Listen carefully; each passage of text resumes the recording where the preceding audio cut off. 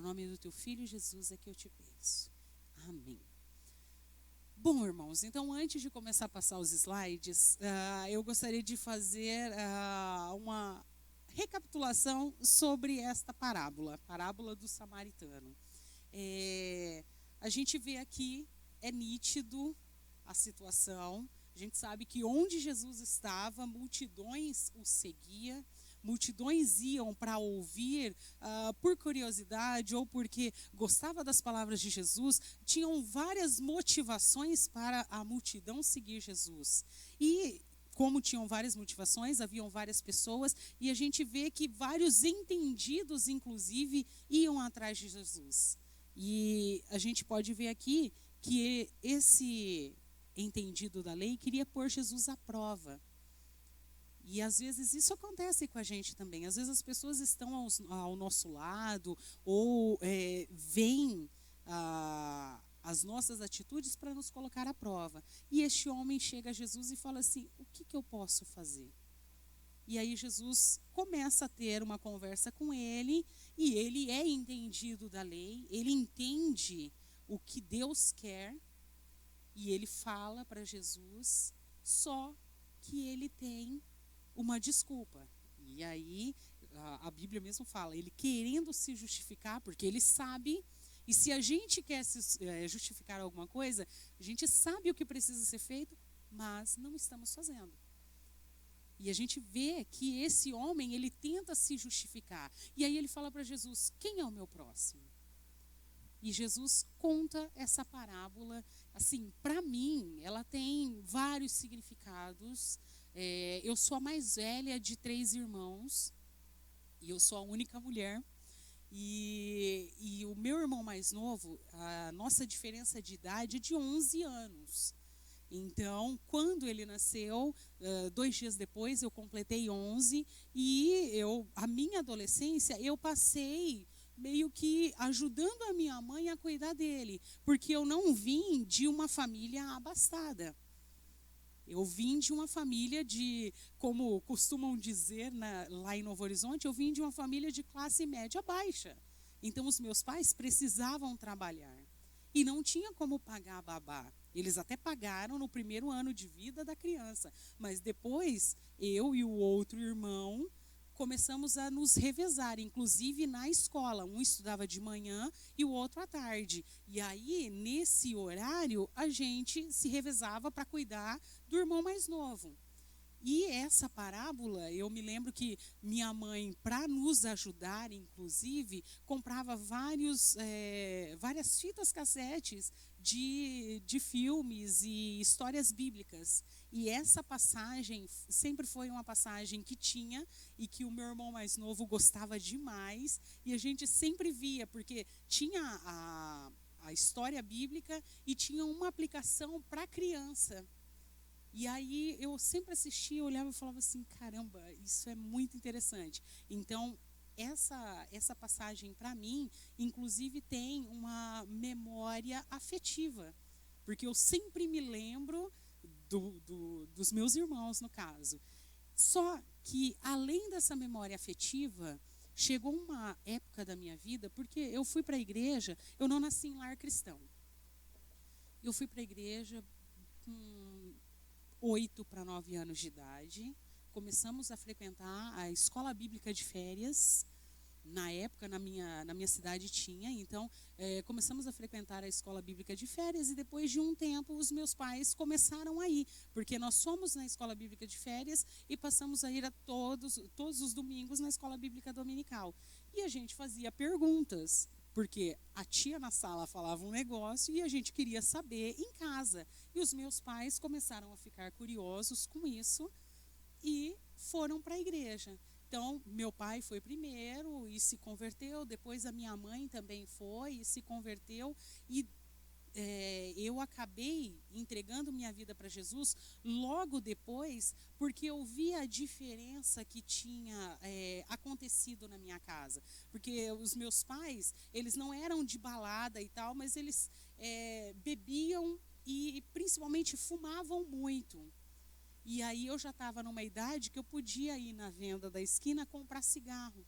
E às vezes eu ia por dia, 3 a 4 vezes por dia, comprar um maço de cigarro. E eu não aguentava mais aquilo. Para mim, aquilo era a morte. E aí, quando os meus pais entregaram a vida para Jesus, e a gente sabe que Jesus transforma, e Jesus realmente transformou a vida dos meus pais. E eles pararam de fumar, e aquilo para mim foi ótimo. Até porque, como criança, eu não tinha aquela obrigação de ir à venda da esquina comprar cigarro. E eu comecei a ver aquilo e falei, poxa, Jesus é bom realmente. Ele mudou esse quadro na minha casa. Então, se ele mudou, eu também quero continuar assim, eu quero continuar essa mudança. E eu entreguei a minha vida a Jesus muito cedo. Então, não tinha 10 anos quando eu entreguei minha vida para Jesus. E sempre fui muito curiosa com as coisas, sempre fui muito de ler, de procurar saber as coisas. E aí, quando eu estava com 15 anos, eu recebi o chamado missionário nas Mensageiras do Rei. Então, nós tínhamos todos os domingos e eu recebi o chamado, mas eu olhava e falava assim, eu não quero ir agora. Eu acho que agora não é a hora certa. E eu me lembro que eu tinha 2 melhores amigas, que são minhas amigas até hoje. E eu e uma delas, nós recebemos o chamado, nós nos convertemos na mesma época, mais ou menos, nos batizamos juntas e recebemos o chamado missionário. E assim, as pessoas olhavam e falavam assim, vocês duas? Como assim? Nunca. Não tem condições. Se fosse até eu era uma adolescente muito bagunceira, porque eu vivia no meio de menino. Eu tenho um irmão que, são 11 anos de diferença, mas o outro nós temos só 1 ano e meio. Então a gente cresceu junto e eu vivia junto. Os amigos dele eram os meus amigos. E eu era assim, como ele estava junto, minha mãe sempre deixava eu sair junto. Então eu era muito bagunceira. E aí as pessoas olhavam e falavam assim, mas acha chamado missionário? E às vezes tinha hora que eu olhava e não dava esse crédito também. Só que ao mesmo tempo que eu pensava, poxa, eu não vou ter esse crédito, não estou me dando esse crédito, o Espírito Santo trabalhava e eu comecei a ter interesses que as pessoas que estavam ao meu redor não tinham. E eram interesses que, de um certo modo, era inatingível, porque eu precisava de dinheiro para isso. E eu não tinha. Porque, como eu expliquei, eu não vim de uma família abastada. E aí eu tinha vontade de fazer inglês, eu tinha vontade de fazer outras coisas que não comportava no orçamento familiar. De fazer faculdade e não comportava. E faculdade estadual. E aí as pessoas olhavam e falavam assim, cara, você é meio doida. Eu já ouvi muito, assim, de pastores mesmo. Olha, eu gostaria de ter o pinguinho de fé que você tem. Eu só não sei onde você vai chegar com isso. E eu falava assim, bom, vamos embora, né? E fui com o tempo. Quando eu terminei o ensino médio, já visando, inclusive, porque quando eu recebi o chamado, eu comecei a falar, Deus, eu quero fazer as coisas... eu quero fazer faculdade, realmente, eu quero fazer um curso de idioma, mas que seja para usar na obra, e não só para mim. E eu peguei e continuei, terminei o ensino médio, eu ia prestar vestibular, acabei não prestando vestibular, porque foi uma época muito difícil em casa, meu pai ficou desempregado, então só minha mãe mantinha a casa, e o meu irmão do meio, que começou a trabalhar, então ele ajudava a manter a casa, não tinha como eu sair da cidade e prestar vestibular e morar fora com a minha mãe mantendo 2 casas, não dava. E eu parei, fiquei na minha e falei, Deus, na hora que tiver oportunidades, eu quero que o Senhor sinalize para que eu vá. E eu peguei e fui trabalhar, e quando meu irmão terminou o 3º colegial, ele era um bom aluno na sala, e na época a Unesp estava distribuindo inscrições gratuitas para os melhores alunos. E ele pegou e falou assim, olha, eu quero prestar vestibular, mas eu não quero prestar sozinho. Eu falei assim, bom, essa é a hora. e eu fui contra todo mundo, mas antes disso, o Senhor foi abrindo portas também, porque eu queria muito fazer inglês, e minha mãe trabalhou em São Paulo com uma família por muito tempo, quando ela era solteira, e essa família manteve contato com a gente. E um dia, a gente se comunicando por carta, porque ainda não tinha essas coisas todas, tinha e-mail e tal, e tinha Orkut, mas eu me comunicando por carta, essa família pegou, me ligou e falou assim, olha, o negócio é o seguinte, procure a escola de inglês que você quiser, que a gente vai pagar. Então, Deus abriu uma porta e eu não precisei, eu fiz todo o tempo de inglês e eu não precisei pagar um centavo por isso. E aí eu fui vendo que Deus, por mais que eu olhava que as circunstâncias eram contrárias, Deus estava abrindo as portas. E aí, logo depois, eu fui prestar vestibular. Não foi fácil. Às vezes as pessoas falam assim, vai ser fácil. Não, não foi fácil. Eu já estava fora da escola, já tinha um tempo. Então, eu prestei vestibular e precisei voltar a estudar. Então, eu fiz cursinho por 3 anos. Não foi, e teve uma hora que eu virei e falei assim, não, eu vou abrir mão porque eu não dou conta mais, eu não vou dar conta de entrar. E era o curso de letras, e na época, em 2007, era muito concorrido. Tinham 10 candidatos por vaga, 11, 12 candidatos por vaga, a nota de corte muito alta, então tinha que tirar 9 para entrar, era muito complicado. E aquilo eu peguei e falei, não, essa é a oportunidade. E eu comecei, eu estudava e eu orava, falava assim, Deus, eu preciso que o Senhor me mostre. Eu preciso que o Senhor abra as portas. E se for realmente para usar na obra, onde quer que seja, ou em Novo Horizonte, ou no estado de São Paulo, ou em outro estado, em outro país, eu sei que o Senhor vai abrir a porta. E aí, depois de muito batalhar, de muito choro, o Senhor abriu as portas nos 49 do segundo tempo, depois de 4 anos prestando vestibular, e aí eu entrei na universidade, e o Senhor foi encaminhando tudo, e só que, durante a época da faculdade, eu comecei a pensar, eu vou continuar aqui, e eu vou servir a Deus aqui na carreira acadêmica, porque a carreira acadêmica é lucrativa, ela chama muita atenção, né, e te dá um respaldo financeiro muito bom. E eu comecei a fazer isso, só que Deus tem os caminhos dele, os planos dele, e na época eu morava em São José do Rio Preto, e eu frequentava a primeira igreja batista lá, e no último ano de faculdade eu resolvi ir para um acampamento de jovens lá, e não na minha igreja. Até porque, como eu gosto de viajar e eu gosto de conhecer lugares, o acampamento era em Brotas, então me chamou a atenção por causa do lugar. E eu virei e falei assim, bom, vou para esse acampamento porque é em Brotas. E Deus me permitiu ir. Só que eu cheguei lá e choveu todos os dias. O único lugar que a gente conseguiu conhecer foi a sala de culto, o quarto e o refeitório, mais nada, porque choveu todos os dias.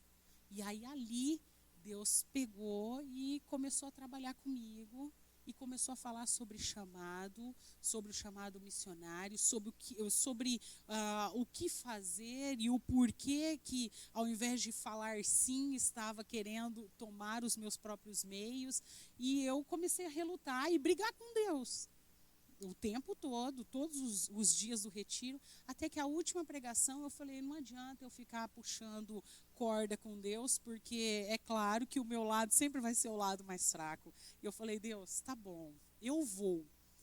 Mas eu fui, não foi barganha, hoje eu vejo que não foi barganha, na época eu até pensava que era uma barganha, mas não foi barganha. Eu falei, Deus, eu vou. Eu estou terminando a faculdade, eu vou para onde o senhor quiser. Mas eu vou só se for pela junta, até porque era uma das únicas agências que eu conhecia. E eu falei assim, eu quero ir assim, pela porta da frente, eu não quero ir por conta. E eu sabia que seria muito difícil. Hoje a gente sabe Eu estou há 20 e poucos anos na igreja, e hoje a gente sabe que o interior do estado de São Paulo tem tido mais visita missionária neste momento. Mas antes, há 10 anos, há 5 anos, não era assim. Era muito escasso. Na minha igreja, com uma cidade pequena, então, era raro ter um missionário, principalmente de missões mundiais. Então, eu olhei e falei assim, nunca vai acontecer. E eu, desde 2003, eu já tinha visto quando o programa Radical, depois eu vou explicar sobre, começou, eu tinha visto aquilo e me chamou muita atenção. Você vai passar um tempo no campo e ver se é aquilo mesmo e tal. Só que eu nunca tinha me inscrito. E era até 30 anos. Eu falei, não vai acontecer, e beleza. E aí Deus começou a trabalhar na minha vida e eu precisei desse tempo todo mesmo. Eu voltei para Novo Horizonte, mesmo minha mãe falando assim, por que você não continua em Rio Preto? Eu tinha emprego em Rio Preto, mas eu falei, não, eu vou voltar, porque eu sabia que eu precisava voltar.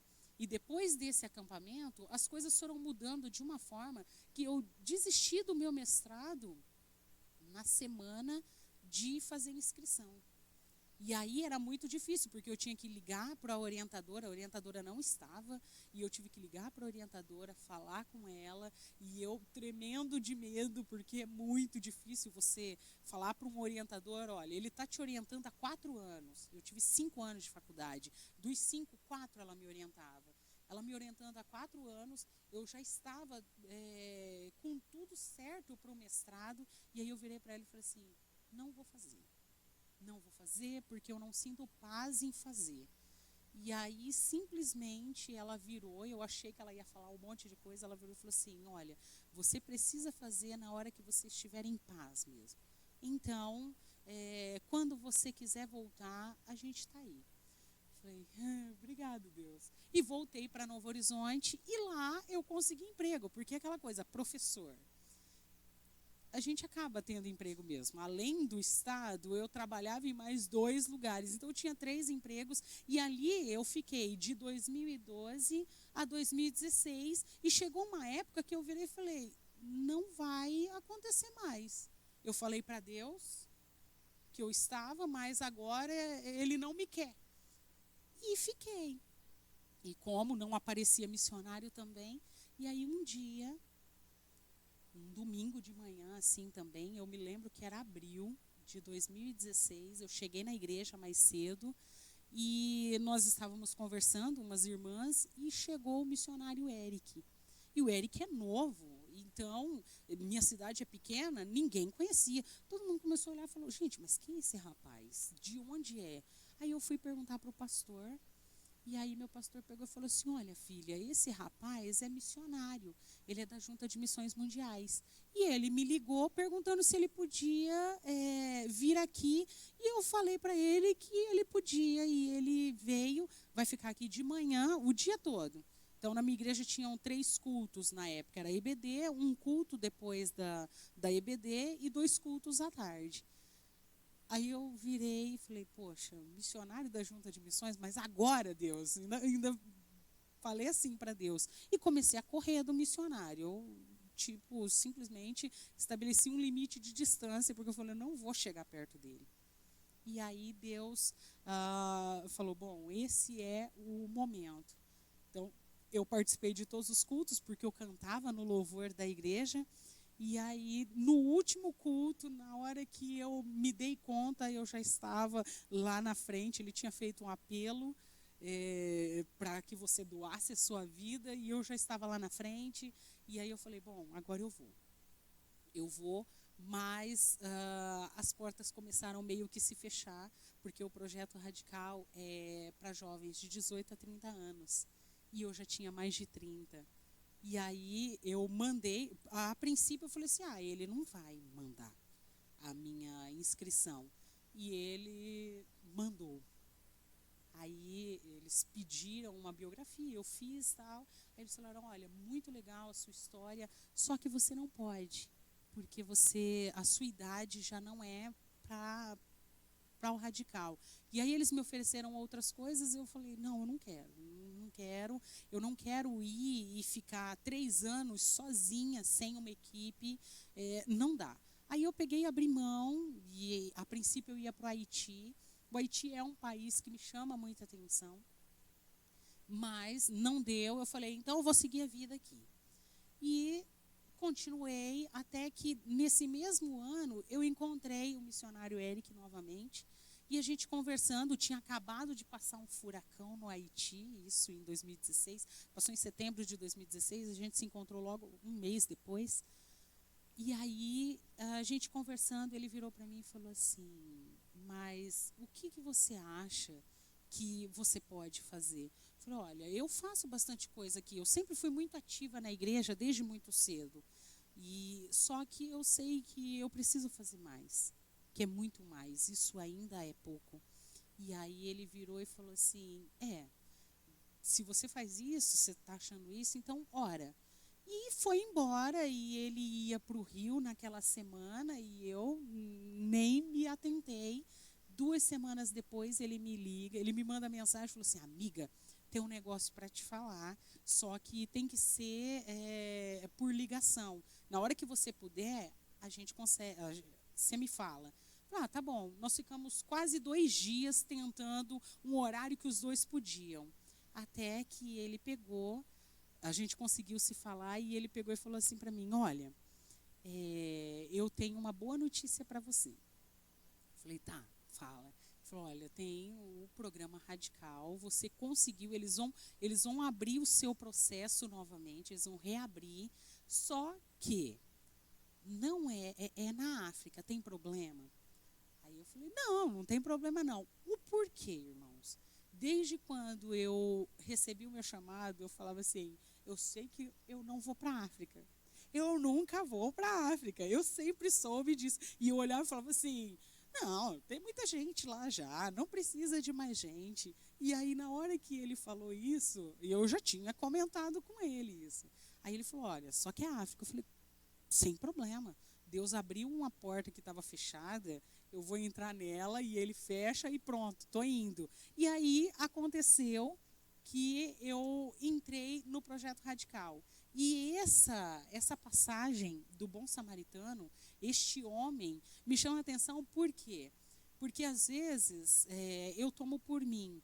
Muito tempo eu procurei viver pelos meus próprios meios.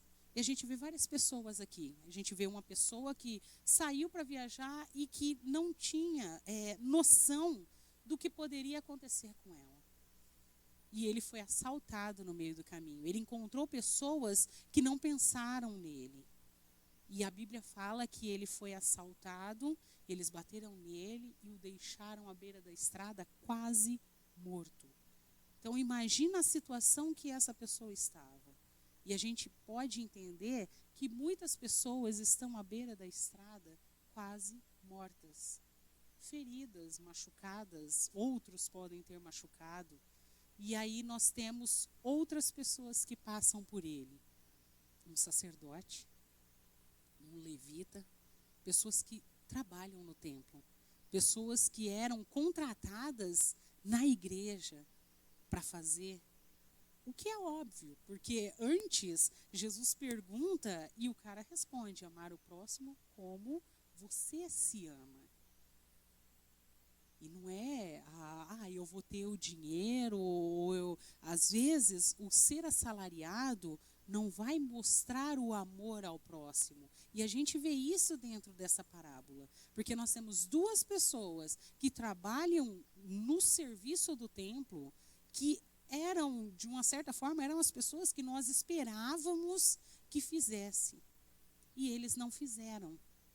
E eu acredito que lá, às vezes eu leio essa passagem, é uma passagem que eu sempre volto, e eu procuro me transportar para aquele lugar e para aquela situação. Judeus, samaritanos, a gente vê que um pouco antes, Jesus é expulso de Samaria, e as pessoas olham e falam assim, pode vir alguma coisa de lá? Alguma coisa boa de lá? Então, se tem algo que eles não pensavam de modo algum, é que outra pessoa que não fosse o judeu ou alguém que trabalhasse na igreja fosse ajudar. Seriam essas pessoas, as pessoas que estavam na igreja. Porque essa é a missão da igreja, ajudar o outro, viver em função do outro. Só que aí Jesus traz esses dois aqui de uma forma diferente. Eles olham, e assim, nós não podemos julgar, porque aquela estrada provavelmente era uma estrada muito perigosa. Pode ser que era uma estrada vazia. E às vezes é difícil quando a gente está viajando e vê alguém pedindo carona. Lá na Gâmbia, o país que eu estava, era muito engraçado, porque assim, você oferecia carona e você pegava carona. Sossegado. E pra gente, brasileiro, chegar num lugar assim, e assim, a pessoa virar e falar assim, você está indo para onde? Estou indo para tal lugar. Quer carona? Você, não, como assim? Ou então, você me dá carona? Você está de carro, você me dá carona? Lá é normal a carona.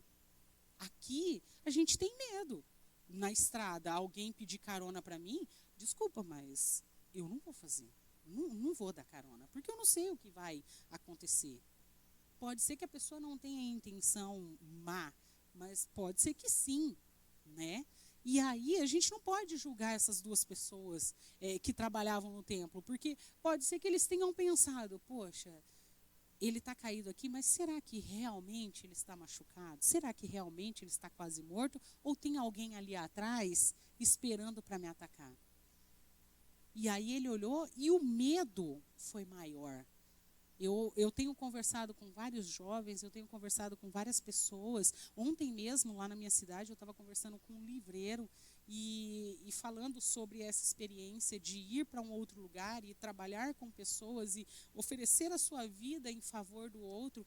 E ele falou, nossa, eu acho isso muito interessante. Então eu falei, por que você não vai? Ele falou, me falta coragem. Eu tenho medo do que pode acontecer. E às vezes o medo nos paralisa. O medo não é algo ruim. É bom a gente sentir medo, porque se a gente não sente medo, a gente fica doidão, né? Ah, não, eu vou fazer de tudo, eu vou fazer desse jeito e tal, eu não vou medir as consequências. Então o medo é bom porque você começa a pensar nas consequências. Mas a partir do momento que o medo te paralisa e não te faz seguir em frente, ou não te faz olhar para o outro, o medo é prejudicial. E foi isso que aconteceu com essas duas pessoas. A gente pode colocar isso também, deles terem ficado com medo a ponto de não olhar para o outro que estava ali e até pensar de uma forma diferente do outro. Que ele não estava necessitado, mas ele estava querendo o enganar. E às vezes acontece isso na nossa vida. Ah, não, eu não vou fazer... eu preciso ter. Nós, infelizmente, hoje a gente vive muito isso, de que eu tenho que ter, mas a gente se esquece. A Bíblia mesmo fala que é melhor dar do que receber. E não é o dinheiro. Eu vejo essa passagem não com o dinheiro. Na verdade, eu acredito que o dinheiro é a última coisa. Porque se você não se doa, o seu dinheiro não vai ter valor.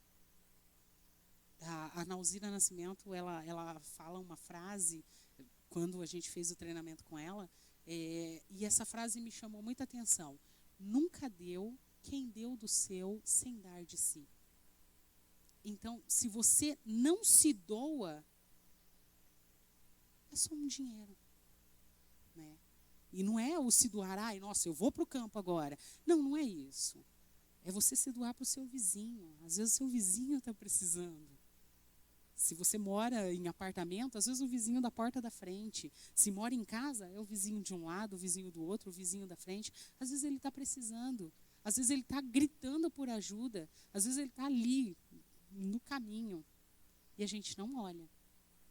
E aí Jesus surpreende todo mundo e eu fico pensando que todo mundo começou a olhar assim, tipo, Jesus está doido. Jesus não está batendo bem. Porque Jesus vira e fala, veio um samaritano.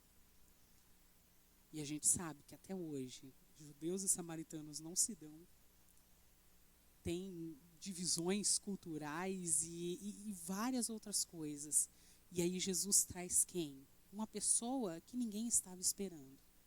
Então, às vezes, você fala assim, não, eu já fiz tudo que eu tinha que fazer, não tem necessidade, eu sou uma pessoa improvável. Não, são os improváveis que Jesus quer usar. Porque a Bíblia fala que o soberbo Deus rejeita, mas a graça é aos humildes. Então, se você se acha improvável, é só se colocar na mão de Deus, porque o oleiro é Ele, né? Nós não somos oleiro. Quem constrói, quem faz é Ele. É o estar disposto. E a gente vê que esse samaritano estava disposto. E aí ele toma algumas atitudes que eu olho para a vida cristã e falo, poxa, eu preciso fazer dessa forma. Então ele tem 3 atitudes principais. Ele olha para o cara e ele se aproxima dele. Então, ao se aproximar, ele quebra as barreiras. Aí, ele chega e cuida dele. Como um cristão, é o que nós temos que fazer. Nós temos que olhar para a pessoa, se aproximar, quebrar todos os muros. Então, como cristão, nós temos que quebrar muros e construir pontes. E aí, ele se aproxima e cuida dele. E esse cuidado, ele tira do bolso dele mesmo. E da vida dele, porque ele poderia ter horário marcado, ele poderia ter várias coisas para fazer. Mas não, ele vai, tira do tempo dele, do bolso dele e cuida do cara. Ele coloca no jumentinho dele a pessoa e vai, e segue. Leva num hotel, e passa a noite na pensão, cuidando do cara. Então, assim, ele investe o seu tempo, o seu sono, o seu dinheiro no outro. A vida dele está na vida do outro. Ele tem empatia com aquela pessoa. E aí, quando ele termina tudo isso a noite toda, não bastava isso. Ele vira e chega para o dono da pensão e fala assim, olha, eu estou indo, porque eu tenho um negócio para fazer, mas eu estou deixando ele aqui. E se ele gastar a mais, e você gastar a mais, na hora que eu voltar, porque eu vou passar por aqui novamente, eu vou te pagar. E eu pago tudo que tiver. Então, eu deixei pago, e o que for gasto a mais, eu vou pagar. Então, ele investiu. Por quê? Porque o reino de Deus, para ele, não era algo grandioso. Para ele, era aquela vida. E como missionário, porque todos nós temos uma vocação, todos nós somos missionários, né? Independente do campo, todos somos missionários. E o missionário é isso, o reino de Deus não é só a igreja cheia, não é só, eu tenho um monte de pessoas. É uma vida, é a outra vida, é vida na vida. É o evangelho todo para o homem todo. Então, nós precisamos fazer isso, nós precisamos viver dessa forma, como esse samaritano. Ele quebrou todas as barreiras culturais, barreiras linguísticas, e é isso que o missionário faz. Não é um trabalho fácil. Pelo contrário, é algo assim, difícil. Às vezes as pessoas falam assim, nossa, tem coragem. Olha, tem hora que a gente precisa ter coragem mesmo, porque a primeira coisa que a gente faz, eu quero largar tudo e quero vir embora. Então, que nós possamos, depois, na outra parte, eu vou falar como foi o trabalho no campo. O viver como um samaritano, mas principalmente deixar que pessoas nativas fossem bons samaritanos na minha vida. Precisei ser curada, precisei ser tratada em muita coisa. Porque a gente sai falando, sou a Mulher Maravilha, ou então sou o super-homem, eu vou salvar o mundo. Só que a gente se esquece que os outros estão ali também para oferecer para a gente. Na vida nós somos e temos bons samaritanos. Então nós encontramos pessoas que nós podemos ser bons samaritanos e pessoas nos encontram para que eles sejam bons samaritanos nas nossas vidas e nós precisamos inclusive deixar que eles sejam. E é um trabalho muito árduo, é um trabalho inclusive de crescimento. E o Senhor tem feito isso dia após dia na minha vida, é um trabalho de construção, e eu acredito que os irmãos podem fazer isso também. Pode ser bom samaritano e pode deixar pessoas serem bons samaritanos nas vidas dos irmãos. E só assim nós vamos entender o verdadeiro significado do reino de Deus, do viver o reino integralmente. Né? Não somente na igreja, ou não somente 5 minutinhos, é o viver integralmente. É o Espírito Santo transformar a sua vida e a sua vida conseguir transformar outras vidas e que outras transformem também. Então é uma cíclica, né? O mover do Espírito, o trabalhar do Espírito nas nossas vidas. Pastor?